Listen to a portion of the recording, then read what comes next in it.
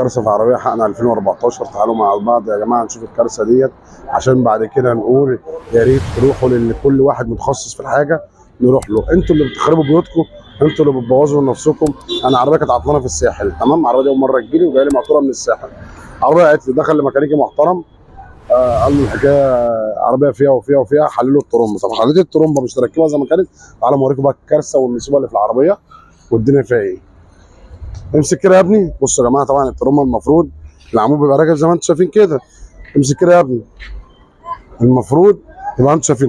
بصوا الترومبه بقى يا جماعه قفلها غلط. اللي حصل خليكم معايا، بصوا الترومبه اتكسرت. الترومبه العمود بتاعها اتكسر، شايفين؟ يعني المفروض ان العمود ده بيبقى سليم كده اهو، عشان الترس بتاع المكنه بيلف عليه ويخلي الترومبه تحن زي ما انتم شايفين اهو. اقسم بالله اقسم بالله، انا بقالي في الصنعه 20 سنه، اول مره يقابلني حاجه زي كده. هتقول لي ده من ايه يا اسطى احمد؟ اقول لك تقفيل الترومبه غلط. الترومبه اتقفلت غلط مع اول ما حانت مارشل على التراك، كسر الترومبه. والله بقالي 20 سنه في الصنعه، اول مره اشوف المنظر ده. اول مره في حياتي اشوف المنظر ده. الراجل جاب لي عربيه من الساحل مقطوره، ببص انا مش عاوز اطلع جهاز، حل يا ابني الترومبه. لقينا المنظر زي ما انتم شايفين اهو. تعالى يا هندسه كده بعد اذنك. تعالى. انت ايه اللي حصل معاك ولا العربيه اللي لف بس نفس؟ تعالى كده. اخدني من وشك لما اديني قفاك. تعالى بس كده. ما خلاص بس لف كده. تعالى. يعني ايه اللي حصل معاك او ايه اللي جرى اللي انت وصلت له ده؟ انت عارف ده صلب، ده صلب. حسب الله ونعم يعني ده صلب ما بيتكسرش يا جدعان. لو احنا حتى ايه، حسب الله ونعم الوكيل. الحمد لله. طبعا انت مش خدمته، انت ضريته. عند النهارده ضريته في ترومبه والموضوع رخم يعني.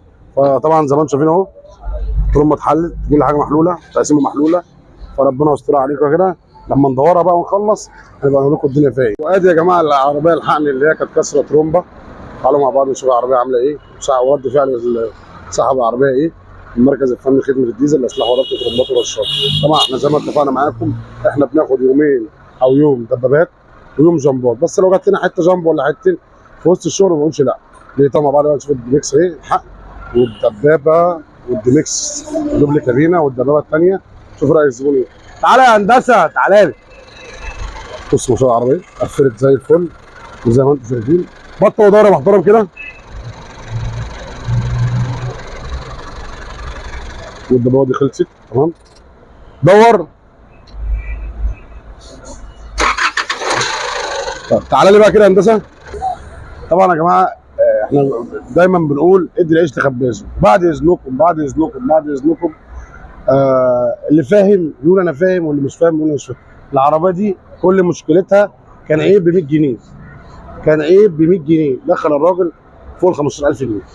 دخل الراجل الغلبان ده المحترم ده. هتيجي ثانيه كده تعالى لي كده على اذنك.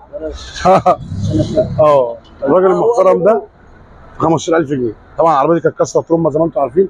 كسرت ترومبه ليه بقى يا جماعه؟ تعالى لي كده يا ابني هنا. هنا يا جماعه مش اي طخ واي تش واي كلام وخلاص. والله يا جدعان احنا بنضر الناس، والزبون يحاول الله يعني تشوفوا منظره ويصعب على الكافر. هنا في بلف كتين.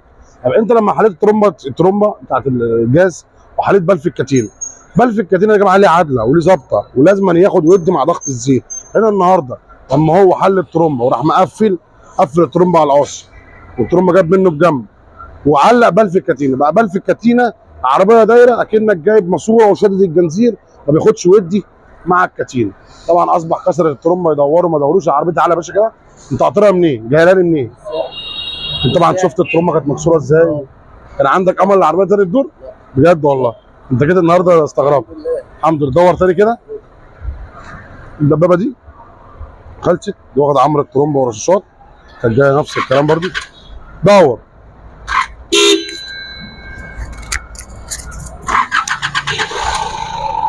زي ما انتم شايفين اهو العربيه مش كانت جايه ولا الهوا. مالكش دعوه بالفلتر ده خلاص، ما اتكلتش خلاص. لا هي السن اهو بس مالكش دعوه بالفلتر الجاهز خلاص. تعالى يا ابني. دي ميكس برضو جايه لنا من الشرقيه، حله ترومبه ورشات. قرب. حله ترومبه ورشات. طبعا دي كانت جايه لنا من عند حد بتاع ترومبات. ندي راكب صيني. شفت الصيني يا جماعه؟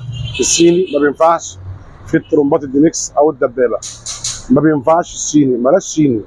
اللي الصيني عمره اولا قصير، وبدل ما تغرم واحده هتغرم مرتين، فالصحه صح ملوش بديل في الصحه. تعالى يا هندسه كده. دي واحده الراجل المحترم ده جالي من فتره. قالنا قد ايه كده انت؟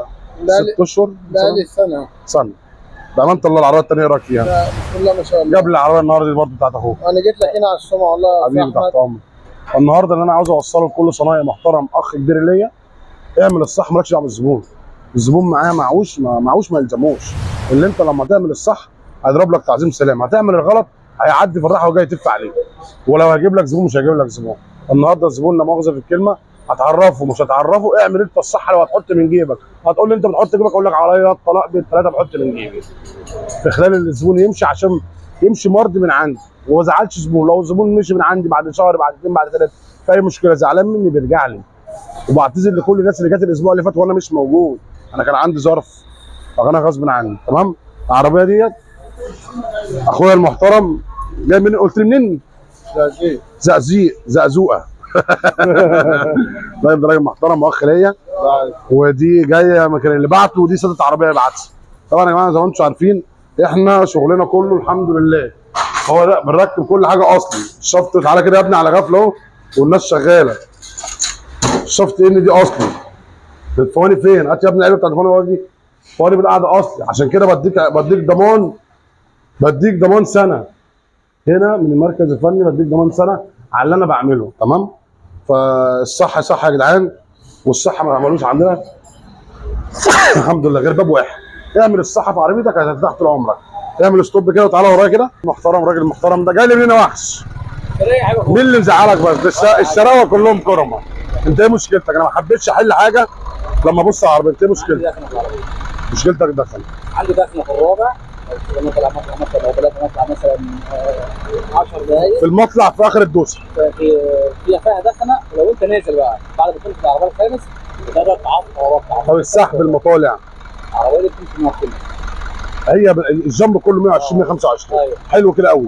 المطلع بقى معانا ايه؟ حلو. تمام. يعني مشكلتنا دخنه بس. انت كنت قلت لي حليب رشيد قبل كده وبرضه ما ظبطتش.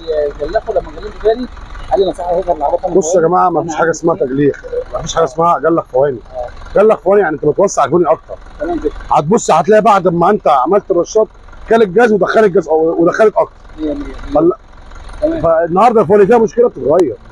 ممكن بقى اللي احنا بقى ايه النهارده مصوصه مغير بس الفواني تتجلخ لا. ما بقاش زي زمان الكلام ده. الاول كانت اللحميه بتاعت الفواني هتدخل صباعك. أيوة. دلوقتي اللحميه مفيش ورقه بفره. ايوه اوعى كده يا باشا باذنك كده.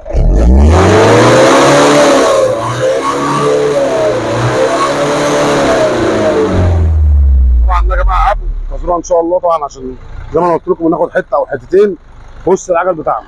تمام. بس على المطب ما تبطلش ما تبرجلش. تمام. مركز الفني المركز الفني خدمه الديزل لاصلاح وربط ترمبات ورشاشات. وهذا يا جماعه بعد ما خلصنا الديلكس والدبابتين هم جنب بعض ان شاء الله عليهم تبارك الله. تعالوا مع بعض كده نشوف الدنيا فيها ايه. وجالنا لنا واحده بتانية من السويس، هي عربيتين من السويس. بطل ودور كده يا حنش.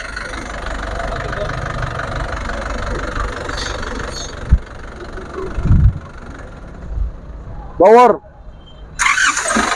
بطل. تعال تعال. خمسة وخميس. الخمسة ايه رأيك؟ جابك في الحتة المظبوطة ولا جابك في الحتة على النبي واللي انت عاوز دفعته؟ ها؟ لا بص انا من ساعة ما انت عملت العربية ال 2008 وانا متكيف بجد والله. واتكيفت اكتر لما جيت هنا واتكيفت اكتر لما طلعت ورجعت. تمام. بما يرضي الله. مبسوط؟ بما يرضي الله. مش مبسوط متكيف. بجد والله. متكيف مش مبسوط. انا تحت امرك. العربية فرقت معاك كام في المية؟ 100%. بجد والله. 180 درجة. حبيبي الله ينور عليك. ربنا يديلك سنتك. اللهم تعالى يا ابني. الورقة الثانية هي خلصت اهي. تعالى يا ابني. خلاص دي تمام كده. والجامبو خلاص دارت ايه. تعالى يا ابني. جاينا من السويس. خلاص الجامبو تمام. في حاجة؟ لا حاجة تطلع تجرب. هطلع انا معاك. انا هطلع اجرب دي واحدة. تمام؟ ان شاء الله تبارك الله. الله اكبر. مركز الفني خدمة الديزل تصليح وربط الموتور السويسي رقم واحد في السويس يا جدعان. طلعناكم قبل وبعد اهو.